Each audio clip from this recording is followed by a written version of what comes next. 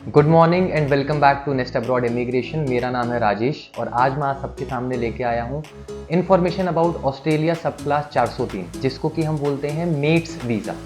Mats की full form है mobility arrangement for talented early professional scheme.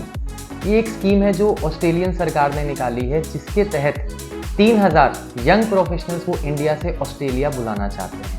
इसलिए registration से पहले अपनी प्रोफाइल आप खुद असेस कर लें। मैं आपको इस वीडियो में बताऊंगा क्या क्या डॉक्यूमेंट्स रिक्वायर्ड हैं, आप प्रोफाइल कैसे असेसमेंट करोगे, रजिस्ट्रेशन के लिए आप क्या कंडीशंस हैं, कैसे रजिस्टर करना है और आगे रजिस्ट्रेशन के बाद फर्दर आगे क्या आएगा, कैसे आएगा, क्या फाइल लगानी है। सो आगे बढ़ते हैं हम वीडियो के साथ। Please like and subscribe our channel Nest Abroad Immigration. So coming back to subclass 403 MATES visa. अब बात आती है डॉक्यूमेंट्स रिक्वायर्ड की। तो सबसे पहले हम एलिजिबिलिटी क्राइटेरिया देखते हैं, उससे आप समझ जाओगे कौन कौन से डॉक्यूमेंट्स रिक्वायर्ड हैं। बैलेट में रजिस्ट्रेशन के लिए age group is only 18 to 30। 18 से कम है तो भी रजिस्टर मत करिए। 31 की उम्र हो चुकी है तो भी रजिस्टर मत करिए। हालांकि अगर आपकी उम्र आज 30 साल है, 31 नहीं हुई है, आप रजिस्टर कर सकते हैं। दूसरी रिक्वायरमेंट है पासपोर्ट। आपके पास वैलिड पासपोर्ट होना चाहिए जो कम से कम 6 महीने के लिए अभी भी वैलिड हो। ऐसा ना हो 2-3 महीने में जाके एक्सपायर हो जाए, अदरवाइज आपको वीज़ा नहीं मिलेगा। आपका मिनिमम 6 मंथ की पासपोर्ट वैलिडिटी होनी चाहिए। इसके अलावा इस बार जैसे कि सब क्लास 462 निकला था 2 महीने पहले अक्टूबर में, उसमें उनकी रिक्वायरमेंट थी आफ्टर 12 बच्चे की एजुकेशनल रिक्वायरमेंट है ओनली डिप्लोमा या फिर कोई भी डिग्री। इस केस में ऐसा नहीं है। सब क्लास 403 में educational requirements is minimum graduation, diploma नहीं चलेगा आफ्टर 12। आफ्टर 12 अगर आपने ग्रेजुएशन की है, मास्टर्स किया है, पीएचडी, पोस्ट डॉक या पोस्ट ग्रेजुएशन डिप्लोमा किया हो, आफ्टर 12 आपने एक डिप्लोमा किया 2 साल का, उस डिप्लोमा के बाद आपने फर्दर एक पोस्ट ग्रेजुएशन डिप्लोमा कर लिया, वो भी चलेगा। लेकिन 12 के बाद 3 या 4 साल की पढ़ाई मिनिमम चाहिए, 2 साल के डिप्लोमा से काम नहीं चलेगा। एक तो ये कंडीशन है, मिनिमम ग्रेजुएट रिक्वायर्ड। दूसरी कंडीशन है जो भी आपकी हाईएस्ट लेवल ऑफ एजुकेशन है, लेट्स से आपने ग्रेजुएशन की है तो ग्रेजुएशन पिछले 2 साल में पास आउट होने चाहिए, यानी कि 2023-24 में आपका पास आउट होना चाहिए ग्रेजुएशन से। अगर आपने मास्टर्स किया तो मास्टर्स भी पिछले 2 साल की ही वैलिड चलेगी। जैसा कि आपने नाम में देखा होगा, मेट्स की full form mobility arrangement for talented early professional. उनको सिर्फ वो बंदे चाहिए जिन्होंने रिसेंटली अपनी हाईएस्ट एजुकेशन कंप्लीट की है, बीट ग्रेजुएशन, मास्टर्स, पीएचडी और पोस्ट ग्रेजुएट डिप्लोमा। तो अगर आप भी 2023-2024 में पास आउट हैं, you can definitely register for this ballot. ये बनाई आप लोगों के लिए। अगर आप ऑस्ट्रेलिया जाना चाहते हो 2 साल के ओपन वर्क परमिट पे, तो सब class 403 is the way, this is the golden opportunity जिसका आप फायदा उठा सकते हो। तो सब क्लास 403 में सिर्फ अगर आपकी इतनी रिक्वायरमेंट बनती है, यू कैन अप्लाई, आप रजिस्ट्रेशन कर सकते हो। जब आप रजिस्टर कर दोगे तो उसके 15 दिन से लेके 6 महीने के अंदर कभी भी आपका रजिस्ट्रेशन का रिजल्ट आ सकता है। रिजल्ट के नाम पे वो आपको भेजते हैं नोटिफिकेशन ऑफ सिलेक्शन। आपने जिस ईमेल आईडी से रजिस्टर किया है उस ईमेल आईडी पे एक मेल आएगा जिसमें लिखा होगा कि your registration has been selected. इसका मतलब आपका जो हमने बैलेट में नाम डाला था उसमें आप सिलेक्ट हो चुके हो, now you can apply for your visa. अगर वो ये लिख के देंगे your registration has not been selected, that means आपका उसमें सिलेक्शन नहीं हुआ है। तो रजिस्ट्रेशन का मतलब क्या है, एक बैलेट है, बैलेट में सब अपना नाम डालेंगे।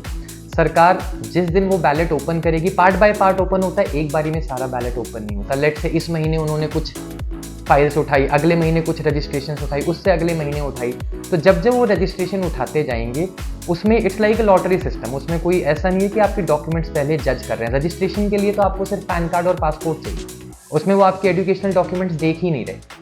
तो रजिस्ट्रेशन के लिए आपको एजुकेशनल डॉक्यूमेंट्स नहीं चढ़ाने, उस बेसिस पे आपका रजिस्ट्रेशन में कोई असेसमेंट नहीं है। Selection is purely luck based. उन्होंने एक लॉट निकाला जिसमें 5000 फाइलें थी, उनमें से उन्होंने 500 नाम उठा लिए, उन 500 में आपका नाम है, आप सिलेक्ट हो गए। तो that is purely luck basis.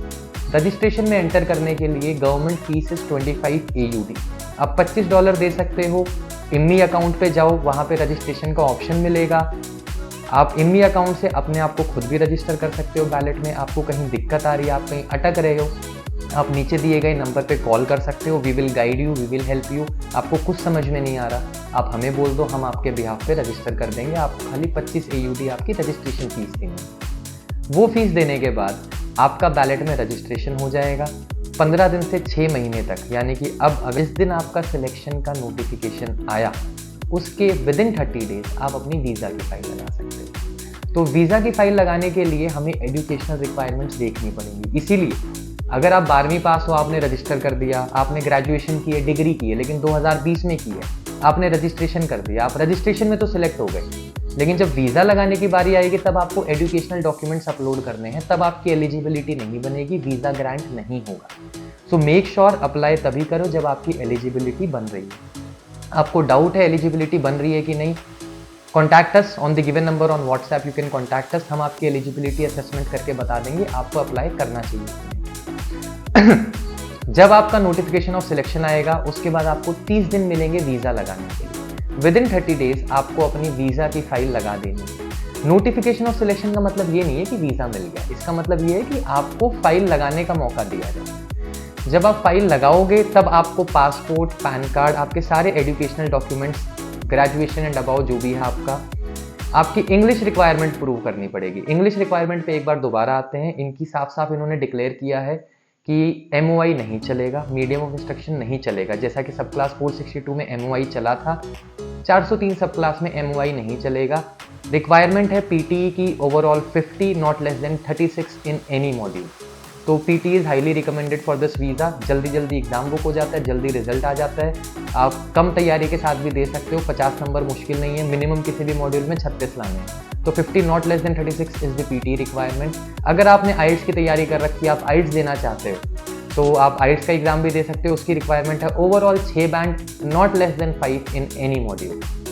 IELTS में कई बार टेस्ट डेट्स नहीं मिलती, कई बार रिजल्ट डिले होता है। हमारे पास वीज़ा लगाने के लिए 30 दिन है खाली। सो आई वुड रिकमेंड, अगर फटाफट काम करना है तो आप PTE कर लो, उसका रिजल्ट भी जल्दी आएगा। विदिन 30 डेज आप अपनी फाइल भी लगा पाओगे। इसके अलावा एक बहुत अच्छी बात यह है कि सब क्लास 403 में अगर आपका सिलेक्शन होता है तो आप अपने साथ साथ अपने स्पाउस और बच्चों की भी फाइल लगा सकते हो। Yes, your spouse can come along with you, उन्हें भी वर्क परमिट मिलेगा, बच्चा भी आपके साथ आ सकता है।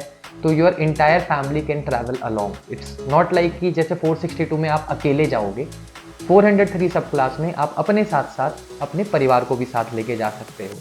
आप हस्बैंड वाइफ हो, आप दोनों ने रजिस्ट्रेशन में अप्लाई कर दिया, किसी एक का नाम उठ गया, कोई दिक्कत नहीं, दूसरे को आप अपने साथ लेके जा सकते हो। बच्चे हैं, बच्चों को भी आप अपने साथ लेके जा सकते हो। वीज़ा जब फाइल लगाने जाओगे उससे पहले आपको अपना मेडिकल इंश्योरेंस कराना पड़ेगा 2 साल का। इसमें मेडिकल इंश्योरेंस मैंडेटरी है। इंग्लिश रिक्वायरमेंट मैंने आपको बता दी है, वो भी ज़रूरी है। ग्रेजुएट्स एंड अबाव की रिक्वायरमेंट है, वो भी ज़रूरी है। और आपको खाते में दिखाने पड़ेंगे 5000 AUD। इंडिया के हिसाब से आप देखो तो 2.25-3 लाख रुपए आपके अकाउंट्स में होने चाहिए। पुराने होने हो, कोई ज़रूरत नहीं है पुराने करने की। आपके फंड्स अगर 2 हफ्ते पुराने हैं तो भी चल जाएंगे, हफ्ता पुराने हैं तो भी चल जाएंगे, 4 साल पुराने हैं तो भी चल जाएंगे। खाते में जिस दिन फाइल लगे उस दिन आपके खाते में 3 लाख के आसपास होने चाहिए आपके नाम। ये है फंड्स की रिक्वायरमेंट। अपार्ट फ्रॉम दिस, जो आपका हेल्थ इंश्योरेंस ऑनलाइन कटेगा वो उतना ही कटना है। साल की लगभग 90,000 की इंश्योरेंस होती है, 2 साल की करानी है तो 1.5 से 2.25 लाख के आसपास आपकी हेल्थ इंश्योरेंस हो जाएगी। इसके अलावा जो आपका खर्चा है वो है आपका एम्बेसी फीस। एम्बेसी है $375, यानी कि 20,000 के आसपास आपका एम्बेसी फीस का खर्चा है। ये एम्बेसी फीस इज़ पर पर्सन, इंश्योरेंस इज ऑल्सो पर पर्सन। जो मैंने आपको अकाउंट में बताया कितने पैसे रखने हैं, दैट इज ऑल्सो पर पर्सन। तो अगर आप अपने साथ अपने स्पाउस की फाइल लगा रहे हो, मेक श्योर स्पाउस के अकाउंट में भी लगभग 3 लाख रुपए हों। स्पाउस को इंग्लिश रिक्वायरमेंट देने की कोई ज़रूरत नहीं है, लेकिन उनका भी हेल्थ इंश्योरेंस होगा, उनकी भी एम्बेसी फीस जाएगी। तो पर पर्सन आपका ये खर्चा आएगा। इसके अलावा आपका कोई लेफ्ट राइट का खर्चा नहीं है और आप अपनी वीज़ा की फाइल लगा सकते हो। वीज़ा का रिजल्ट फिलहाल अभी तो वैलिड चल रहा है, तो अभी किसी की वीज़ा की फाइल लगी नहीं है। होपफुली जब हम अपने बच्चों की लगाएंगे, जब हम फर्दर अगली वीडियो निकालेंगे इस सेगमेंट में, उसमें हम आपको बता देंगे कि वीज़ा का रिजल्ट परसेंटेज कितनी है अप्रूवल की एंड कितनी देर में वीज़ा का रिजल्ट आ रहा है। फिलहाल आप और आप बैलेट में ज़रूर रजिस्टर करो। अगर आप ग्रेजुएट हो, 2023 pass out, 2024 pass out, any degree graduation and above is eligible. Thank you. इसके अलावा अगर आपको किसी और country, US, Canada, Europe, specially Germany, अगर आपको visitor visa, study visa, PR किसी भी टाइप की क्वेरी हो, you can contact us on the given numbers.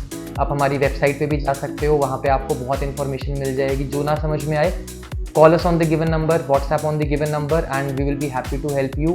We at Nest Abroad Immigration will help you in all kind of visa categories for all countries. अगर आपको visitor visa, study visa, PR से related कोई भी query हो किसी भी country से related, you can contact us on the given number, you can mail us, आप हमारी वेबसाइट से भी इंफॉर्मेशन ले सकते हो।